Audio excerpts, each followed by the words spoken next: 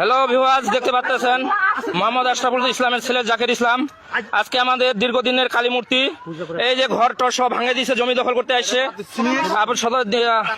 আমি প্রশাসনের দৃষ্টি আকর্ষণ করছি, এইরকম সনাতনী উগ্রবাদীর যেই কালী মূর্তি ভাঙচুর করতেছে আপনারা অবশ্যই একটু দেখেন। এই যে কালীর মাথায় হাতে নিয়ে আছে, এখন ভাঙে দিয়ে দৌড়ে পালায় নিয়ে যাচ্ছিল দিনের বেলায়, দিন দুপুরে। তাহলে আমরা সনাতনীরা কোথায় যাব এবং কোথায় কি করব আপনারা দেখেন।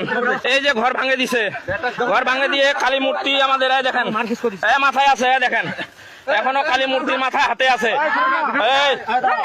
কালী মূর্তির মাথা হাতে আছে, দেখেন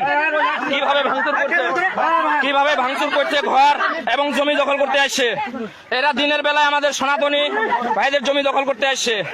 দেখেন এই জাকির ইসলাম মাথা হাতে আছে, কালী মূর্তির মাথা হাতে আছে। দেখেন আমরা দিনের বেলায় হাতে নাতে ধরছি, দেখেন দিনের বেলায় হাতে নাতে ধরছি।